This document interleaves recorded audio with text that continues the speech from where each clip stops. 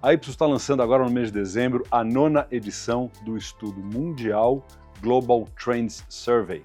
A gente está falando de 50 mil entrevistas, uma massa de dados para entender o comportamento das pessoas, os valores e como são as diferentes manifestações da sociedade. Eu queria passar rapidinho nas 9 tendências que foram identificadas no estudo. Neste vídeo aqui eu vou falar de 3 delas, depois a gente vai dividir para falar das outras 6. A primeira tendência que a gente detectou é o que a gente está chamando de fraturas da globalização. E ele traz a tensão existente entre o orgulho nacional e entre o panorama global e os diferentes conflitos, como os diferentes conflitos geopolíticos influenciam na percepção das pessoas. E eu vou citar duas frases que eu acho que descrevem bem essa tendência. A primeira delas é: eu sinto orgulho do meu país. 2/3 dos brasileiros concordam com essa frase. É um número que se mantém estável desde o ano passado. E a gente traz uma outra frase que é quase oposta a essa: a globalização é boa para o meu país. 75% dos brasileiros dizem que sim, um número muito alto, principalmente se a gente comparar com a média global, que é 64%. 75% dos brasileiros, 3 a cada 4, e 2 a cada 3 no mundo, nos 50 países que a gente estuda, acham que a globalização é boa para o meu país. Então a gente começa a ver aqui as diferentes implicações internacionais na tendência de comportamento das pessoas, em particular dos brasileiros aqui. A outra tendência que eu queria rapidinho aqui dar uma pincelada é o que a gente chama de sociedades fragmentadas. E ela traz temas em que a sociedade se divide de maneira muito intensamente, de maneira muito intensa. São principalmente distribuição de renda, equidade e nativismo. Quer dizer, são 3 pontos que dividem a sociedade, polarizam e tornam a nossa sociedade menos coesa, portanto mais fragmentada. Algumas das definições que a gente usa para caracterizar essa tendência. Ter uma grande diferença de distribuição de renda é ruim para a sociedade como um todo. 84% dos brasileiros concordam que desigualdade é muito ruim para a sociedade. Esse número é muito maior do que a média global, de 78%, que os brasileiros são particularmente preocupados com o tema de pobreza e desigualdade. Outra frase que a gente usa para caracterizar essa tendência é: a economia do meu país é pensada para favorecer os ricos e poderosos.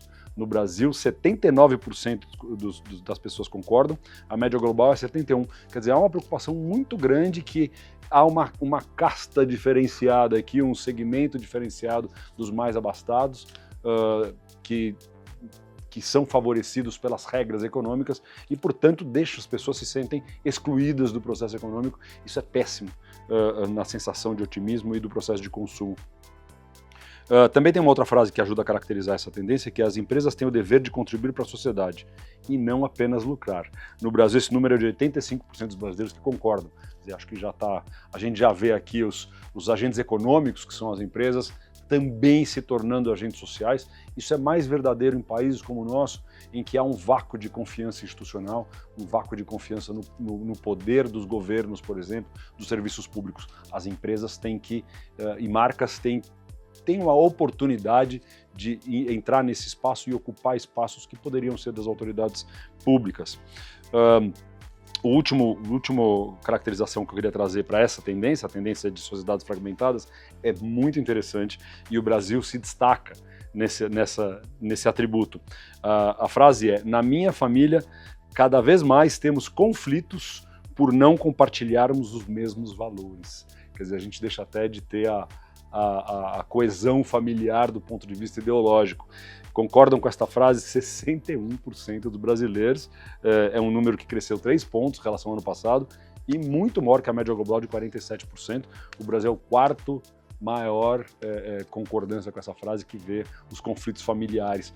E de fato a gente nota isso, e isso é um reflexo grande da fragmentação que a sociedade vive hoje. O último tendência que eu queria trazer agora nesse vídeo é o que a gente chama de convergência climática.